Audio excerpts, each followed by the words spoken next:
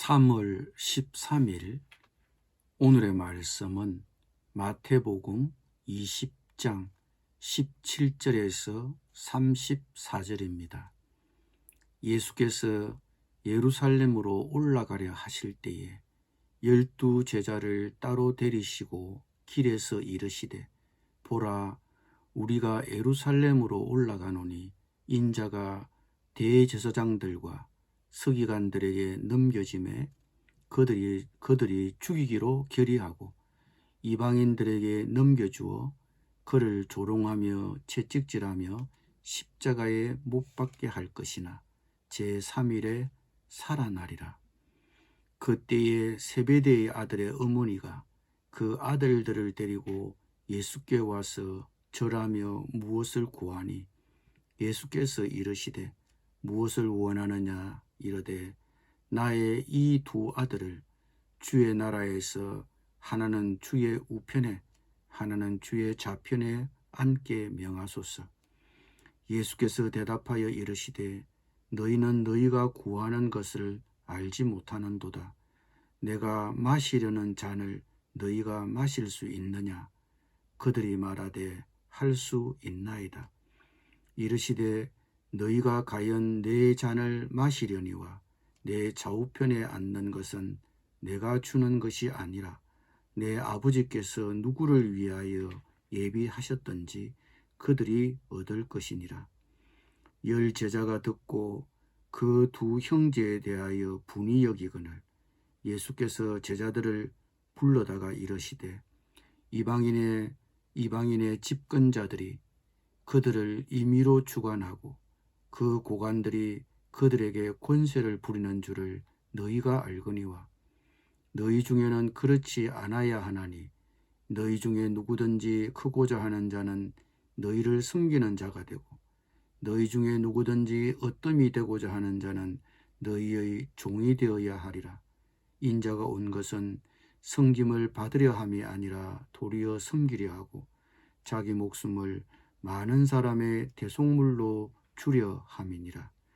그들이 여리고에서 떠나갈 때에 큰 무리가 예수를 따르더라. 맹인 2 사람이 길가에 앉았다가 예수께서 지나가신다 함을 듣고 소리 질러 이르되 주여 우리를 불쌍히 여기소서. 다윗의 자손이여 하니 무리가 꾸짖어 잠잠하라 하되 더욱 소리 질러 이르되 주여 우리를 불쌍히 여기소서. 다윗의 자손이여 하는지라. 예수께서 머물러 서서 그들을 불러 이르시되 너희에게 무엇을 하여 주기를 원하느냐 이르되 주여 우리의 눈뜨기를 원하나이다. 예수께서 불쌍히 여기사 그들의 눈을 만지시니 곧 보게 되어 그들이 예수를 따르니라. 아멘.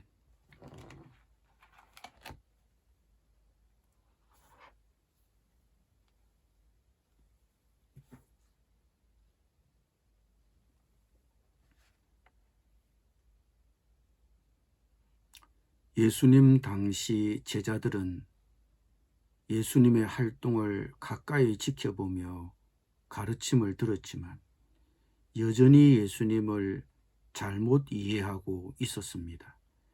당시 이스라엘 백성들과 마찬가지로 예수님을 로마의 압제하에 있는 이스라엘을 해방시켜줄 정치적 메시아로 그들은 이해했습니다.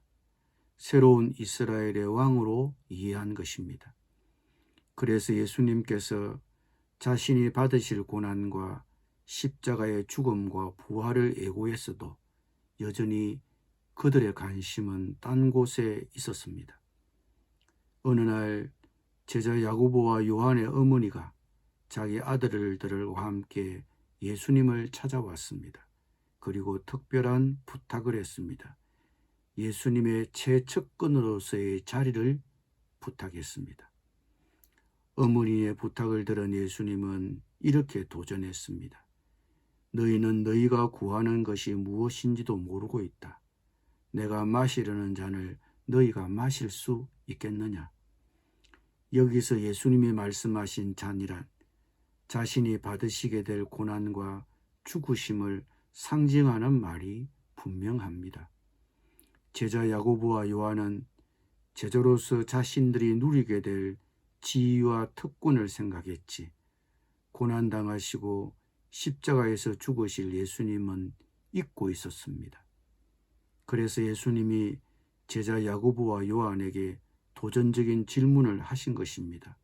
내가 받게 될 고난도 감수할 수 있겠느냐? 이 말씀을 들은 제자 야고보와 요한은 바로 대답했습니다. 네, 우리가 할 수 있습니다. 자신감 넘치는 답변이었습니다. 그때 예수님이 다시 말씀하셨습니다. 너희가 과연 내 잔을 마시려니와 내 좌우편에 있는 것은 내가 주는 것이 아니라 내 아버지께서 누구를 위하여 예비하셨던지 그들이 얻을 것이니라. 그러면 이 자리에 대한 욕심이 비단 이 두 제자들에게만 해당되는 것이었습니까? 그렇지 않습니다. 이들의 얘기를 옆에서 듣고 있던 다른 제자들이 분개했습니다. 자기들을 제쳐두고 자리를 차지하려고 어머니까지 모셔와서 작업을 벌이는 야고보와 요한이 미웠습니다. 따라서 예수님은 이 자리, 이 지위에 대한 문제를 두고 모든 제자들에게 다시금 가르쳐야 할 필요를 느꼈을 것입니다. 예수께서 제자들을 불러다가 이르시되 이방인의 집권자들이 그들을 임의로 주관하고 그 고관들이 그들에게 권세를 부리는 줄을 너희가 알거니와 너희 중에는 그렇지 않아야 하나니 너희 중에 누구든지 크고자 하는 자는 너희를 섬기는 자가 되고 너희 중에 누구든지 어뜸이 되고자 하는 자는 너희의 종이 되어야 하리라. 예수님은 세상이 지위를 바라보는 관점과 그리스도인들이 지위를 바라보는 관점을 대비시키면서 설명해 주셨습니다. 최고가 되고자 하는 욕망은 어쩔 수 없는 것 같습니다. 그래서 다 높은 자리를 바라보고 모든 에너지를 쏟습니다.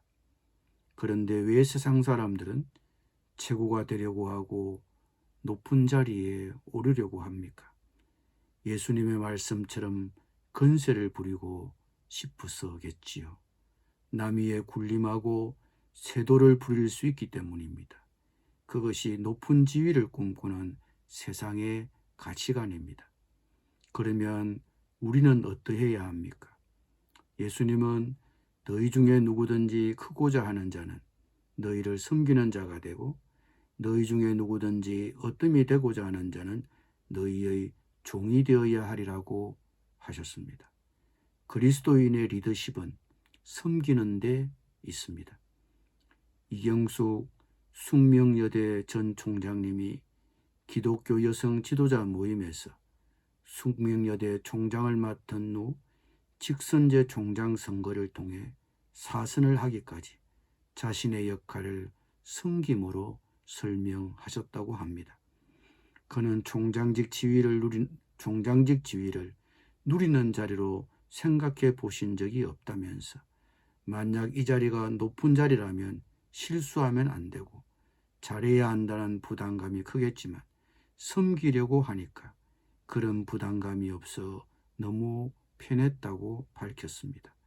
또한 이 전 총장은 총장으로서 자신뿐 아니라 교수와 교직원들도 머슴과 같은 자세로 섬기는 자여야 한다는 견해를 피력했습니다.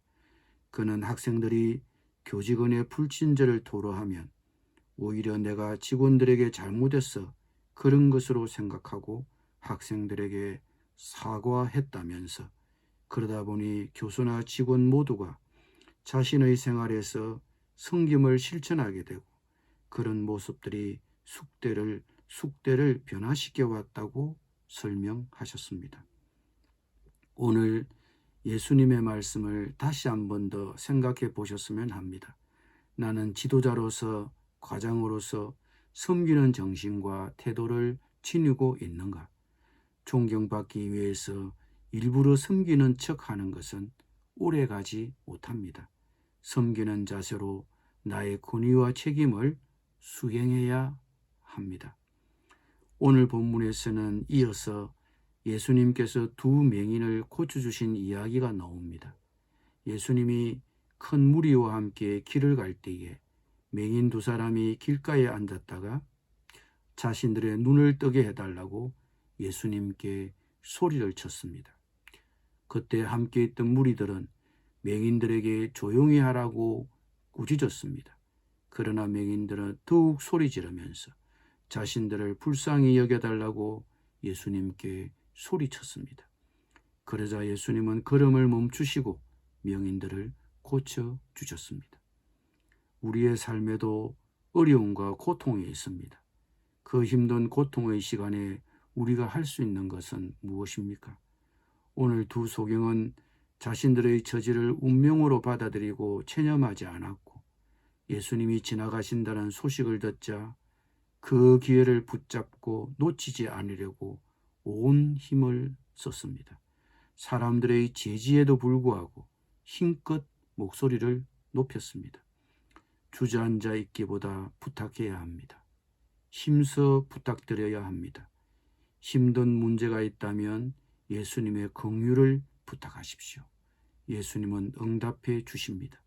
시편 50편 15절은 말씀합니다. 환난 날에 나를 부르라.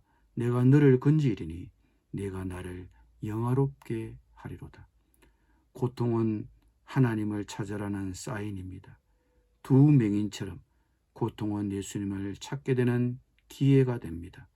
종교교역자 칼빈은 말하기를 이 세상에 고통이 많은 것은 천국을 사모하는 마음을 가지게 하기 위해서이다라고 말했습니다. 오늘 본문에 보면 소경이 예수님께 소리를 지르니까 무리가 꾸짖으며 잠잠하라고 했습니다. 소경도 한 사람이 아니라 두 사람이 소리를 지르니 주위 사람들이 들었을 때는 귀에 거슬렸을 것입니다. 그러나 고통이 자기의 문제가 아닐 때는 이럴 수 있습니다. 그러나 그것이 자기의 문제가 되면 말은 달라집니다. 무리가 꾸짖어 잠잠하라 하였지만 주여 우리를 불쌍히 여기소서라고 그들은 더욱 소리를 질렀습니다. 나의 어려운 문제를 두고 기도할 때 우리는 주위의 반대나 비난을 예상해야 합니다. 심지어 내 스스로도 나 자신의 문제에 대해 부정적이 될 수 있습니다.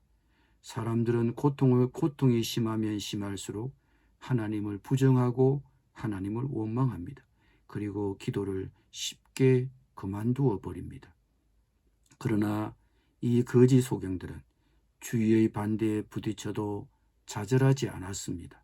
한 번으로 안 되자 더욱 크게 소리를 질렀습니다. 많은 사람이 조용하라고 꾸짖었지만 두 맹인에게는 그런 꾸지람보다 더욱 중요한 것이 있었습니다. 그것은 낫고자 하는 간절함이었습니다. 우리의 기도는 한 번이 되어서는 안 됩니다. 한 번 부탁했는데 응답이 없다고 포기해서는 안 됩니다. 두 번 응답이 없다고 해서 포기해서도 안 됩니다. 세 번 응답이 없다고 해서도 포기해서도 안 됩니다. 끝까지 낙심하지 않고 기도해야 합니다. 간절함을 가져야 합니다. 낙심되어 기도를 쉬셨습니까? 낙심하지 말고 꾸준히 계속해서 기도하십시오. 간절함을 가지고 기도하십시오. 예수님이 우리를 긍휼히 여겨 주실 것입니다. 기도드립니다. 주님, 지도자로서 가장으로서 섬기는 정신과 태도를 지니게 하여 주옵소서. 그리고 우리를 긍휼히 여겨 주옵소서. 우리를 고쳐 주시옵소서. 포기하지 말고 기도할 수 있도록 용기와 믿음을 주시옵소서. 간절함을 가지고 기도하게 하여 주옵소서. 예수님의 이름으로 기도드립니다.